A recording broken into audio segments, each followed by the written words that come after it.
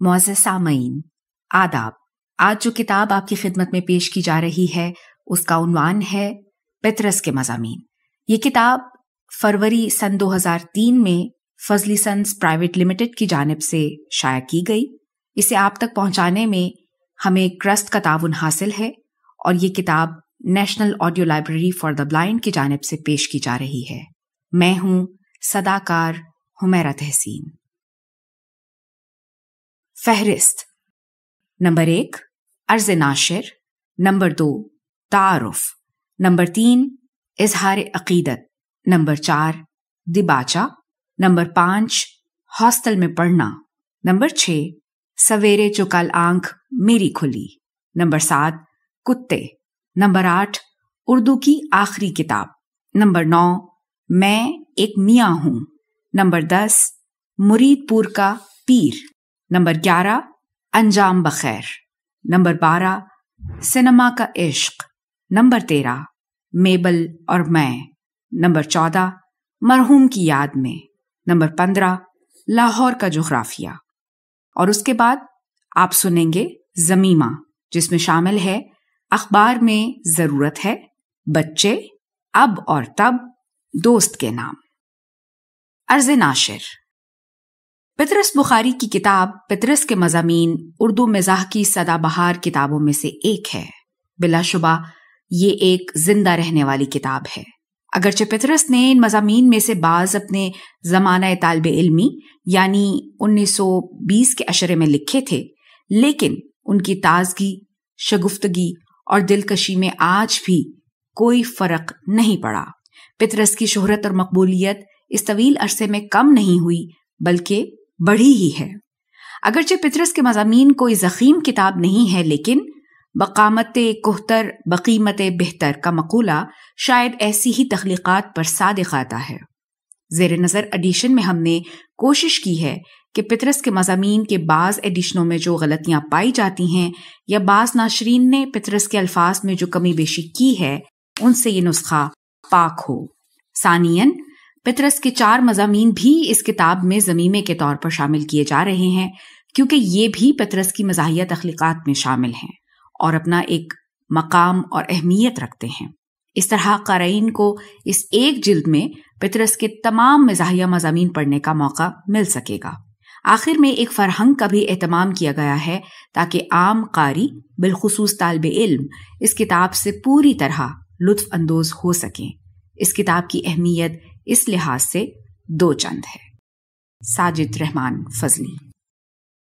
تعارف: پروفیسر سید احمد شاہ پطرس بخاری 1 اکتوبر سن 1898 کو پشاور میں پیدا ہوئے۔ پشاور میں ابتدائی تعلیم کے بعد 1916 میں پطرس نے گورنمنٹ کالج لاہور میں داخلہ لیا۔ انگریزی میں ایم اے کیا۔ کالج کے مجلے راوی کے مدیر بھی رہے۔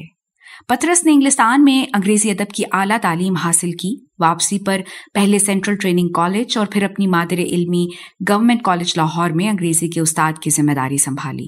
پنجاب ٹیکسٹ بک کمیٹی میں رہے اور اس حیثیت میں کئی اہم کام انجام دیے، کئی کتابوں کے تراجم بھی کیے۔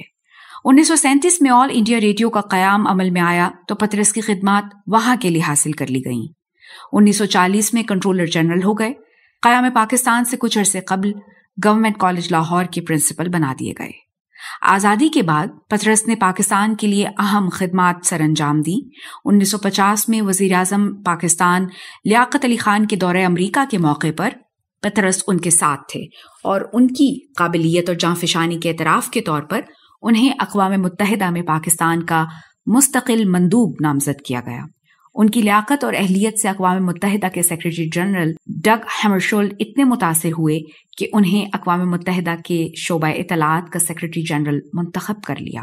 1959 تک انہیں اس عہدے پر رہنا تھا اور اس کے بعد ان کے لیے کولمبیا یونیورسٹی کی جانب سے انگریزی ادب کے استاد کی ذمہ داری کی پیشکش تھی، جس کے لیے انہوں نے حامی بھر لی تھی، لیکن 5 دسمبر سن 1958 کو نیو یارک میں انتقال کر گئے، وہیں تدفین ہوئی۔ پطرس ایک انتہائی ذہین، باصلاحیت، حاضر جواب اور خوش لباس انسان تھے۔ اردو، فارسی اور انگریزی پر عبور تھا۔ ان کے علم، قابلیت اور اعلیٰ صلاحیتوں کا ایک زمانہ معترف تھا۔ انہوں نے بہت کم لکھا جو لکھا زندہ جاوید ہو گیا. ان کے تراجم اور تنقیدی مضامین سے قطع نظر ان کی مزاح نگاری اور بزلہ سنجی کا ایک خوبصورت نمونہ پطرس کے مضامین ہے. یہ مجموعہ بہت مختصر ہے لیکن کئی کتابوں پر بھاری ہے.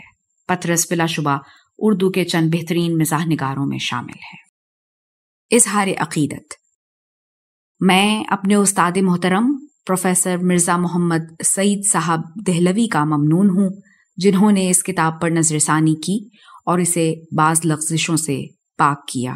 میں اس بات پر فخر کرتا ہوں کہ مجھے اب بھی ان سے فیض تلمذ حاصل ہے. پطرس. دباچہ. اگر یہ کتاب آپ کو کسی نے مفت بھیجی ہے تو مجھ پر احسان کیا ہے. اگر آپ نے کہیں سے چرائی ہے تو میں آپ کے ذوق کی داد دیتا ہوں.